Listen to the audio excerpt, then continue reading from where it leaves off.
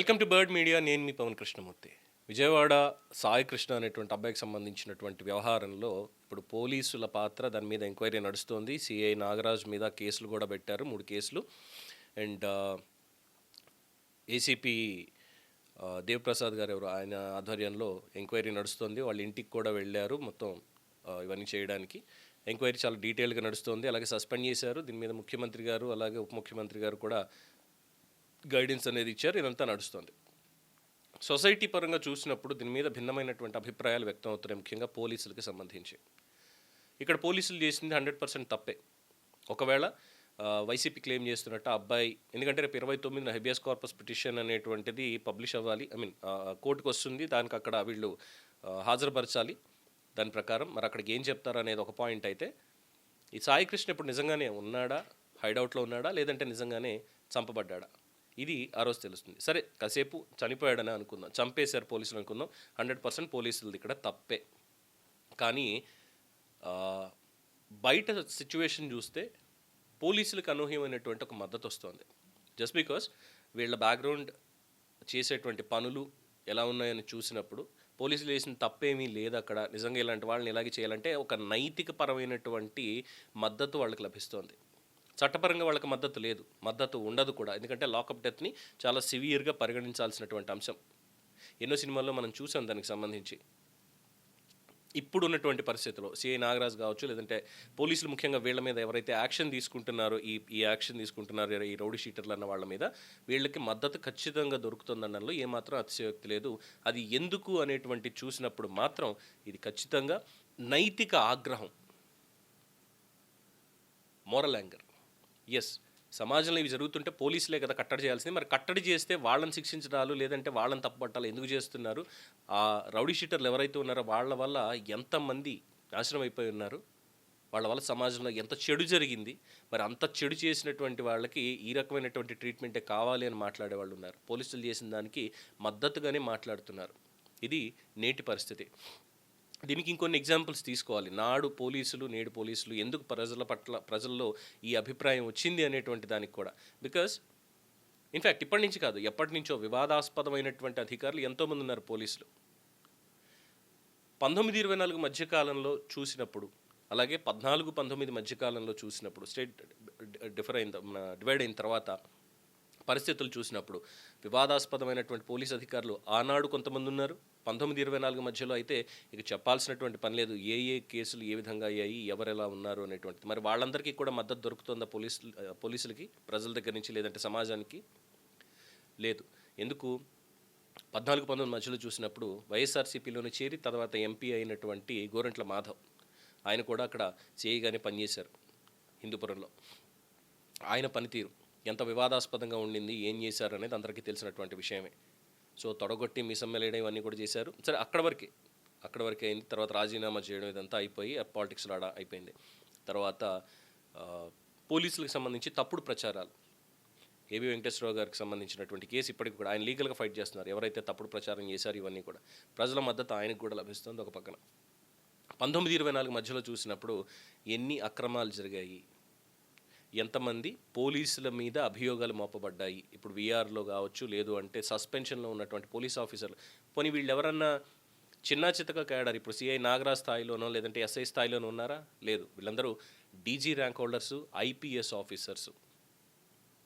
Officers వీళ్ళందరూ కూడా.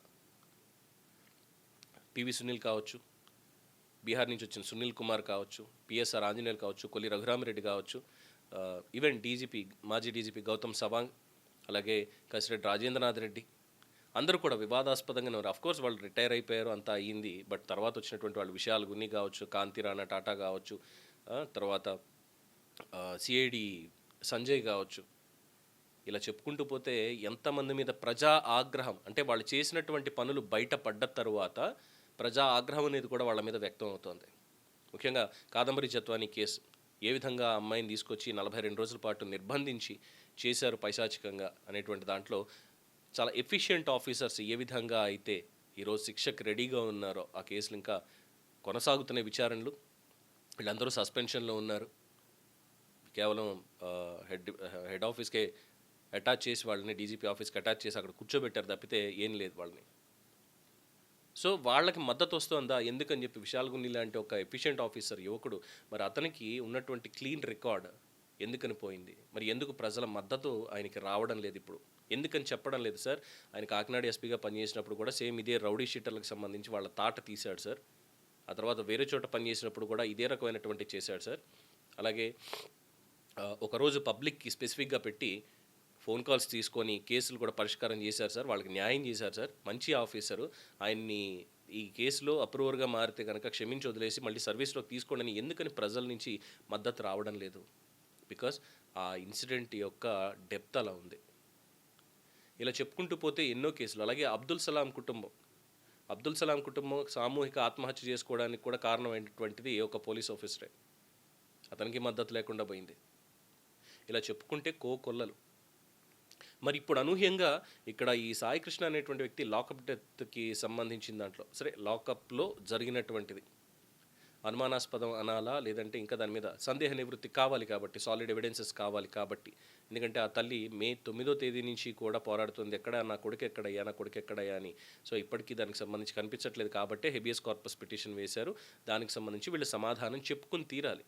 ఖచ్చితంగా కన్విక్షన్ అనేది ఉంటుంది, శిక్ష పడి తీరుతుంది. అండ్ పబ్లిక్ నుంచి మాత్రం వీళ్ళకి శిక్ష పడుతుంది అని తెలిసిన పబ్లిక్ నుంచి మాత్రం వీళ్ళకు వస్తున్నటువంటి support, because the case history is like that. సమాజం ఎంత ఇబ్బంది పడింది ఇలాంటి వాళ్ళ వల్ల. ఎవరైతే ఆత్మహత్య చేసుకున్న క్రాంతి కావచ్చు, లేదంటే నిన్న వీడియో రిలీజ్ చేసినటువంటి చందు కావచ్చు, సాయి కృష్ణ కావచ్చు, లేదంటే నవీన్ రెడ్డి కావచ్చు, ఇంకా పేర్లు చాలా ఉన్నాయి. వీళ్ళ వల్ల సమాజంలో ఏం జరిగింది, వీళ్ళ వెనకాల ఉన్నటువంటి వాళ్ళు ఎవరు? అండ్ ఆఫ్ కోర్స్ డెఫినెట్లీ వీళ్ళ వెనకాల కొంతమంది రాజకీయ నాయకులు ఉండి తీరుతారు. అది లోకల్ వాళ్ళు కావచ్చు, ఇంకొకళ్ళు కావచ్చు. వాళ్ళ అవసరాల కోసం వీళ్ళని వాడుకోవడం ఇవన్నీ కూడా ఉంటాయి. ఒక మాఫియా లాగా. ఊరికి ఎవరు రౌడీ షీటర్లు అయిపోరు కదా, వెనక సపోర్ట్ ఉంటుంది. సో దాన్ని కూడా క్రాక్ చేయాలి. అందుకని చెప్పే ప్రజలు ఇక్కడ పోలీసులకు మద్దతుగా మాట్లాడుతున్నారు చాలామంది. ఆ తల్లికి న్యాయం చేయాలి అని చెప్తూనే పోలీస్ డిపార్ట్మెంట్కి కూడా ఎస్ మీరు ఇలాంటివి చేయడంలో తప్పేం లేదు. ఎందుకంటే దిశ కేసు అందరికి ఐడియా ఉంది కదా. దిశ కేసుకు సంబంధించి సజ్జనార్ గారు ఆయన మీద ఎంక్వైరీ నడిచింది, అంతా అయ్యింది. కానీ ప్రజల మద్దతు ఎవరికి ఉందంటే ఆయనకే ఉంది.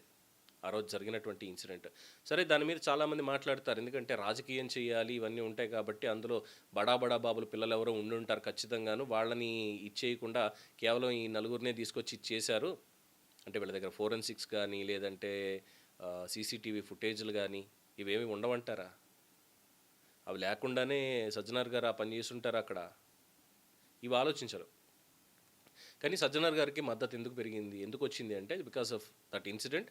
ఆ రోజు వాళ్ళు చేసినటువంటి పని. ఆ తర్వాత ఇంకా మిగతా వాళ్ళు వెళ్ళి పరామర్శించడాలు, మా వాళ్ళు ఇలా కాదు అలా కాదు వాళ్ళు చెప్పడాలు. ఏ కుటుంబం అయినా సరే, ఏ తల్లి అయినా సరే, ఏ తండ్రి అయినా సరే తన కొడుకు ఇది అని చెప్పి ఒప్పుకోడు, ఖచ్చితంగా ఒప్పుకోడు.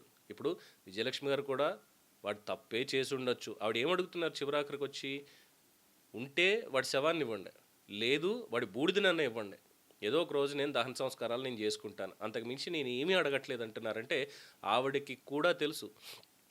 పైకి మాత్రమే ఈ 350 రూపాయలకి అక్కడ జొమాటోకి పని చేసుకుంటున్నాడు. మరి అంటే వాళ్ళ మేనమామ గారు అన్నట్టు 350 రూపాయలకి పని చేసిన వాడు నిజంగా డాన్ అయితే, నిజంగానే గంజాయికి స్మగ్లింగ్లో ఎంత అయితే వాడికి 350 రూపాయలకి లేదా 500కి పని చేసుకోవాల్సిన అవసరం ఏముంది అంటూ మాట్లాడుతున్నారు. బట్ దానికి కూడా ప్రజల నుంచి ఎక్కడ మద్దతు రావట్లేదు. బికాజ్ ఈ జగ్గైపేట ఇన్సిడెంట్ కావచ్చు, పాక్సో కేసు కావచ్చు, మర్డర్ కేసు కావచ్చు, ఇవన్నీ ఉన్నప్పుడు వాళ్ళు ఒప్పుకోలేరు.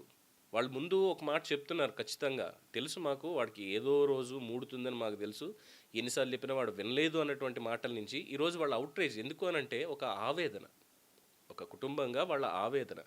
ఆ ఆవేదనకి కూడా మద్దతు పలుకుతున్నారు ప్రజలు. ఎట్ ద సేమ్ టైం మీ ఆవేదనతో పాటు అక్కడ పోలీసులకు కూడా మేము మద్దతు పలుకుతున్నాం అంటూ చాలామంది మాట్లాడుతున్నారు. ఇందులో అత్యుత్సాహం ప్రదర్శించినటువంటి వాళ్ళు మాత్రం ఖచ్చితంగా వైఎస్ఆర్సీపీ అని చెప్పాలి. ఒక ఇన్సిడెంట్ నిజంగానే దానికి పోలీస్ స్టేషన్లో జరిగింది అంటే ఎస్ ఇది పోలీస్ స్టేషన్లో జరిగింది, పోలీసుల మీద చర్యలు తీసుకోవాలి, ఇది ఒక్కటే మాట్లాడుంటే అయిపోయేది. జగన్మోహన్ రెడ్డి గారు వచ్చి సర్టిఫికెట్ ఇవ్వడాలు, అంబటి రాంబాబు గారు కూర్చుని ఆ వీడియో రిలీజ్ చేయడాలు, అది కూడా సాయి కృష్ణ వీడియో అంటూ నవీన్ రెడ్డి వీడియో రిలీజ్ చేశారు ఆయన. ఎప్పుడైతే జగ్గైపేటలో జరిగిందో ఇన్సిడెంట్, బర్త్డే పార్టీ అని చెప్పి తీసుకెళ్ళి ఇంకోటి మొత్తానికి ఆ హిస్టరీ కూడా బయటకు వచ్చింది కదా. సో ఇవి చేయడంతో ప్రజల్లో ఏమైపోయిందంటే ఇదిగో వీళ్ళు ఇది చేస్తున్నారు, ఇగో ఈ వీళ్ళ బ్యాక్గ్రౌండ్ ఇది, వీళ్ళు ఇలాంటి పనులు చేసేవాళ్ళు, వీళ్ళ వల్ల సమాజానికి ఇంత జరిగింది కాబట్టి పీడా పోయింది అని చెప్పి పోలీసులకి పరోక్షంగా మద్దతు పలుకుతున్నారు. పలికేలా చేసింది కూడా ఒక రకంగా చెప్పాలంటే వైసీపీనే. ఇందులోకి కాస్ట్ ఈక్వేషన్ తీసుకొచ్చేసారు. కాస్ట్ ఈక్వేషన్ అని ఇంకోటని కాదు ఇక్కడ కావాల్సిందే. హ్యుమానిటీ అనేది కావాలి, సమాజం పట్ల బాధ్యత అనేది ఉండాలి, సమాజంలో ఎంతమంది ఇబ్బంది పడ్డారనేది ఉండాలి. సో ఆ పరంగా అండ్ 100% పోలీసులకి ఇటువంటి చర్య ఒకవేళ నిజంగానే అక్కడ ఈ ఇన్సిడెంట్ జరిగింది, అతన్ని కంప్లీట్గా ఎలిమినేట్ చేసేశారు అనేది ఉంటే ఆ హక్కు పోలీసులకి ఎప్పుడూ లేదు. ఎక్సెప్షనల్ కేసెస్ తప్ప ఎప్పుడు వాళ్ళకి ఆ హక్కు లేదు. అందులోనూ స్టేషన్లో చేసి కనీసం ఇంటి వాడికి ఇన్ఫామ్ చేయకుండా దహన సంస్కారాలు చేసేసేయడం, సాక్ష్యాలు లేకుండా చేసేయడం, ఇలాంటివి పోలీసులు చేయడానికి వీలనేది లేదు. ఇది మాత్రం చాలా స్పష్టం. ఆ తర్వాత వాళ్ళకి మద్దతు వస్తోందా, గతంలో ఎందుకని పోలీసులకు రాలేదు, ఇప్పుడు ఎందుకు ఇలా ఉంది అన్నటువంటి పాయింట్కి మాత్రం అంతే, ప్రజల నుంచి వచ్చేది ఖచ్చితంగా ఉంది. అట్ ద సేమ్ టైం ప్రజలు కూడా అంటున్నారు స్టేషన్లో జరగడం అనేది 100% తప్పే అని. దీని మీద మీ అభిప్రాయం తెలియచేయండి. చూస్తూనే ఉండండి ది బర్డ్ మీడియా. ఈ వీడియో మీకు నచ్చినట్లయితే లైక్ చేయండి, షేర్ చేయండి, సబ్స్క్రైబ్ చేయండి. మరిన్ని అప్డేట్ల కోసం మా వాట్సాప్ ఛానల్ను ఫాలో చేయండి.